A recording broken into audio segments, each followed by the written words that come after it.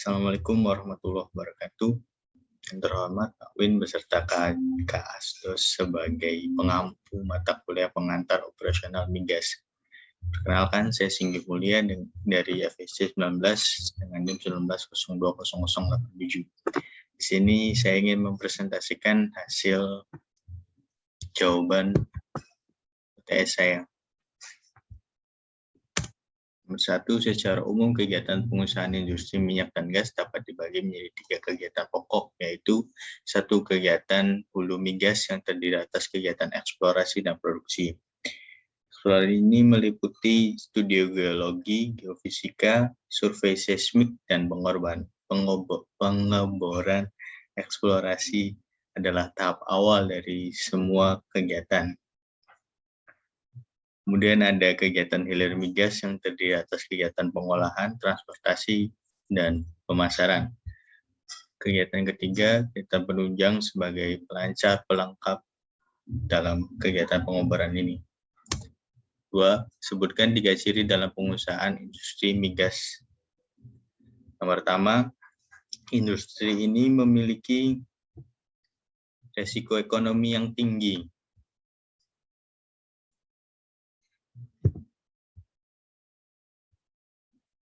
Karena pada saat eksplorasi,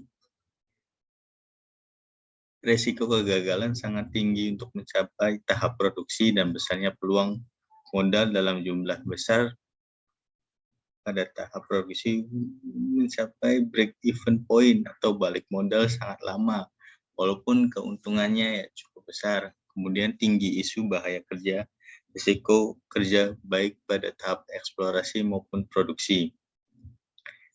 Yang ketiga, tenaga kerja di industri migas banyak menggunakan kontraktor. Karena itu tidak aneh jika bagi perusahaan migas ada 2 hal yang menjadi perhatian utama, yakni kesehatan dan keselamatan kerja. 3.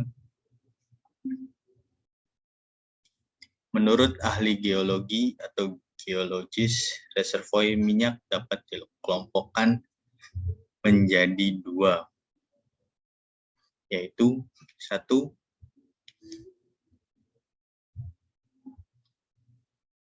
Migas konvensional, dan yang kedua non-konvensional. Perbedaan non dan konvensional ini yaitu migas non-konvensional punya ciri tingkat permeabilitasnya atau kemampuan meloloskan partikel dengan penembusnya rendah.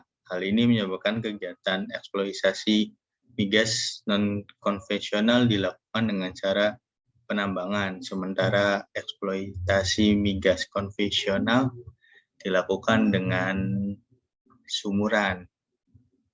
Perbedaan lainnya, migas konvensional lebih mudah terlihat karena letaknya tidak terlalu dalam dari permukaan, sedangkan migas non-konvensional ada di lapisan yang lebih dalam.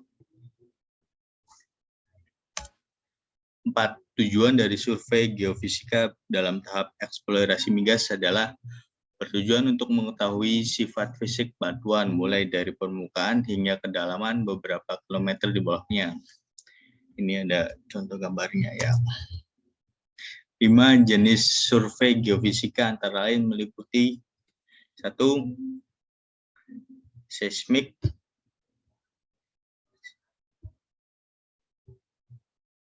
Di sini ada seismik pantul dan seismik bias. Seismik sendiri didefinisikan sebagai rambatan energi yang disebabkan karena adanya gangguan di dalam kerak bumi, misalnya ada patahan atau adanya ledakan. Kemudian ada gravitasi. Metode gravitasi ini termasuk dalam metode geofisika pasif. Disebut pasif karena sumbernya berasal dari alam dan bukan buatan. Kemudian ada metode magnetik, yaitu salah satu metode dengan melakukan pengukuran besaran medan magnet bumi yang ditimbulkan oleh berbagai sumber, baik yang ada di dalam perut bumi itu sendiri maupun adanya pengaruh luar seperti radiasi matahari. Kemudian ada geolistrik atau elektronik ya, merupakan metode yang digunakan untuk mengetahui sifat aliran listrik di dalam bumi dengan cara mendeteksinya di permukaan bumi. Pendeteksian ini meliputi pengukuran potensial arus dan medan elektromagnetik yang terjadi baik itu oleh injeksi arus maupun secara alamiah. 6. Jelaskan dalam diagram sistem hidrokarbon sebagai berikut. 1. Bubble point. Bubble point adalah suhu yang dimana sistem semua komponen dalam fase cair, kecuali satu titik gelembung yang berada dalam fase uap. 2. Dew point adalah suhu ketika udara harus didinginkan dengan uap air agar menjadi jenuh. 3. Low shrinkage oil adalah hidrokarbon yang dengan turunnya tekanan akibat prosesnya produksi hanya sedikit, fase cairannya akan menjadi fase gas. 4.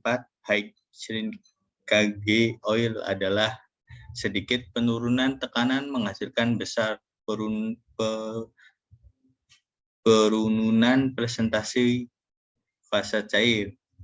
5. Retrograde condition gas adalah pengompresan di luar titik kondensasi dengan efek bahwa cairan menguap. Kemudian dry gas merupakan sebuah metana dan memiliki molekul berat yang sedikit sekali. Kemudian ada wet gas, merupakan gas bumi yang mengandung hidrokarbon yang lebih berat dalam jumlah yang cukup banyak dan mudah dipisahkan dalam bentuk cairan. 7. Jelaskan sifat-sifat fisik hidrokarbon sebagai berikut. Faktor volume formasi minyak, merupakan volume minyak pada tekanan dan temperatur reservoir yang ditempatkan oleh satu stok tank barrel minyak dan gas larutan. Viskositas minyak bumi, merupakan keengganan suatu minyak mentah untuk mengalir. Api graviti adalah ukuran seberapa berat atau ringan cairan minyak bumi yang dibandingkan dengan air. Dan terakhir, jelaskan 5 sistem pengeboran migas. 1. Ada power system atau tenaga sistem. Dalam operasi pengeboran terdiri dari power supply equipment, dihasilkan oleh mesin-mesin besar yang biasa dikenal dengan nama prime mover, dan distribution equipment yang berfungsi untuk meneruskan tenaga yang diperlukan untuk mendukung jalannya kegiatan pengeboran. Yang kedua, sistem akad atau hoisting system memberikan ruang kerja yang cukup bagi kru pengeboran dan untuk pengangkatan serta penurunan rangkaian pipa bor dan peralatan lainnya. 3. Sistem putar. Rotating system memberikan putaran pada rangkaian pipa bor dan juga memberikan beratan pada pahat dalam mengebor suatu formasi. 4. Sistem sirkulasi atau circulating system. Itu merupakan suatu sistem yang memegang peranan penting dalam operasi pengeboran yang dimana membantu sistem pemutar dalam mengobor sumur. Sistem pencegah semburan liar atau BOP system merupakan pencegah semburan liar, blowout yang utama atau premier. Sedangkan blowout preventer atau BOP system merupakan pencegah blowout sekunder. Ya, mungkin segitu saja yang bisa saya sampaikan dan jelaskan. Kurang lebihnya mohon maklum. Sehat selalu. Terima kasih.